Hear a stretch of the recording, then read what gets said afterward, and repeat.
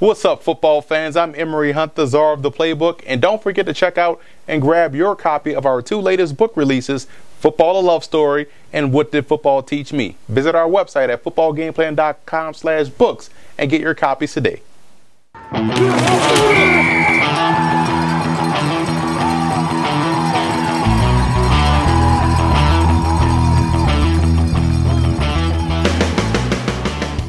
Starting with the Panthers in this ball game, I believe their first down offense is going to be huge. We know Tampa Bay struggles right now on third down, so winning on first downs helps make sure third downs that much more manageable. And with the personnel that the Panthers have at their disposal, I think they have some favorable matchups that they can exploit. And defensively, it's about protecting the middle of the field. Jameis Winston is a guy that loves to go inside the numbers, down the hash marks, over the middle. If they're able to win in that area of the field defensively, it goes a long way in helping Carolina win this ball game. And it's not Christmas. You can't afford the giveaways, the cheap plays, things that will allow a young team to gain confidence and end up winning the game. You have to make them earn everything that they get in this matchup.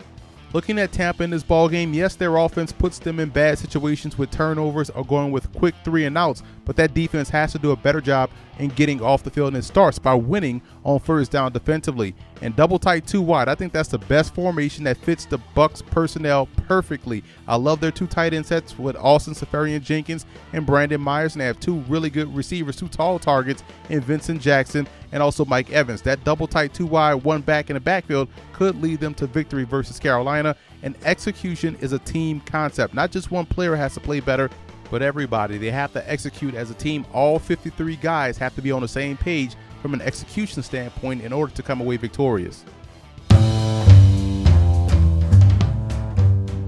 This week versus the Tampa Bay Buccaneers, the Carolina Panthers will be facing a rookie quarterback in Jameis Winston. It's going to be important to confuse him, get him to hold the football long, and try to influence a bad decision. I'm going to show you how they can do that. Pre-snap cover 2. Sorry, I forgot to draw the corner. It's pre-snap cover 2 look, but it's really going to be cover 1. And what we're doing, we have these corners tight on the line of scrimmage. And what they're going to do as the cadence starts to wind down, they're going to back up and just sit and wait for the receiver to come to them. So they're backing up, just sitting. We're going to have the safety sit right there in the hole, basically playing that flat coverage. He's going to replace a guy. You're going to have the backer get a good bump, and he's dropping back. This tight end is going to be important because, again, we're going to send 2 backers going down to the inside tackle-to-tackle box. So if this guy breaks out, he's breaking out right into a banjo coverage. If he's going straight down the line, he's going to be covered by that backer. You trust your backer to match up versus this tight end. Safety is going cover 1, so he can help out over top if they try to get this football to the tight end as well. So that's the confusion on the front side. Backside, what we're doing, we're going to take away this slant option for the receiver. So you're going to have the end get a good bump. He's going to drop back in that coverage. Why? Because we have a replacement tackle going outside, playing contain. Weak side backer is going to slam inside that B gap. Mike backer is going to shoot this A gap because we're going to push outside here, outside there. Try to influence blocking this way, creating a huge gap down the A gap for this Mike backer to apply pressure. So you can see where Jameis Winston could probably hold the football long or throw right into a trap where you have a defensive end dropping back into a zone, and you have this tight end essentially triple covered with the backer, the safety sitting in the hole, and also the safety that's cover 1 that's dropping back, and you're manned up on the outside. So this is one way versus the Tampa Bay Buccaneers. Carolina can affect the passing game of Jameis Winston and those receivers.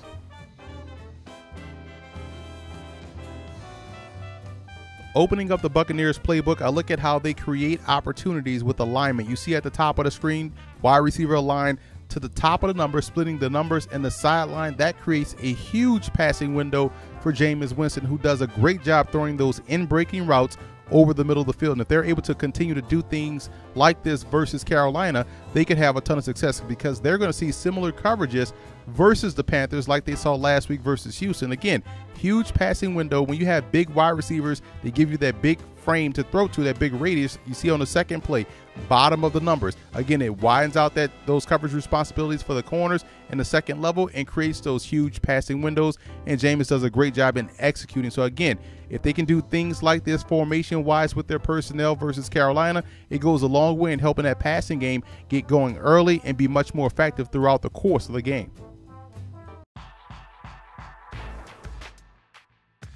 Buccaneers, my X factor for the Panthers is Greg Olsen, and especially against that Tampa 2 defense. It's going to be real important for the Panthers to get him the ball in that seam route, and they could do that on play action also. So if they could get Jonathan Stewart going play action, that could slow down that middle linebacker from dropping back to his deep zone that he has to in that cover too. So could create big plays. As far as the Bucs are concerned, my X factor is just it's the third down situation. This team is averaging, they're converting on 23% of their third downs, whereas they're allowing the opposition to convert on 47.5%.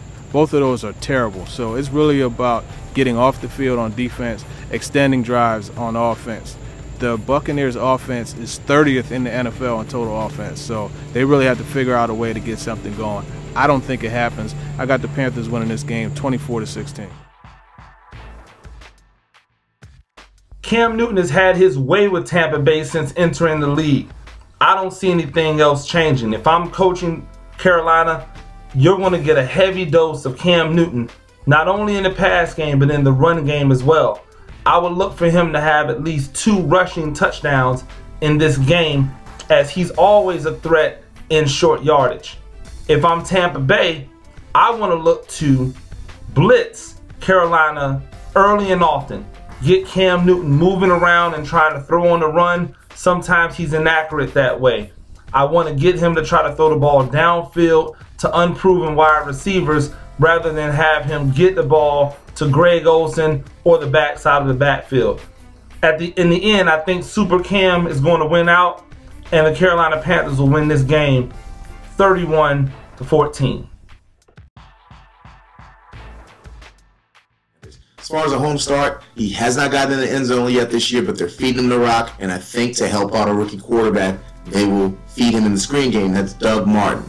As far as a sit, I'm going to sit Mike Evans. Don't see them having enough time to really push down the field to get Mike Evans the ball, and he's more the big play receiver than a Vincent Jackson, who's more consistent in the intermediate game. As far as a start for the away team, the Carolina Panthers, it's Cam Newton. You know, let's see what ends up playing out and if he gets some bad calls against him this particular week. But no matter what, Cam Newton is your start every week for this team. As far as a sit, I'm going to sit Greg Olsen. Huge week last week, but Tampa Bay has done a great job against opposing tight ends this year. Sneaky start could be Ted Ginn. That speed and getting over the top could be big against a Bucs team that does let receivers get loose. Final score in this one, I see the Panthers pulling this out pretty easily, 24-13. I like Carolina in this matchup. They're sitting at 3-0 for a reason. Their defense has played well. They're running the football. Cam Newton is doing a great job being efficient in the passing game, all of which I think contributes to the Panthers moving on to 4-0. And as we recap our picks, we are all on the same page. This will be a tough matchup for Tampa Bay to win. We are all going with the Panthers. Should be a great game in the NFC South nonetheless this Sunday. We also want to give a huge shout out to Panther fan forums and Buck fan forums for always showing football game plan support.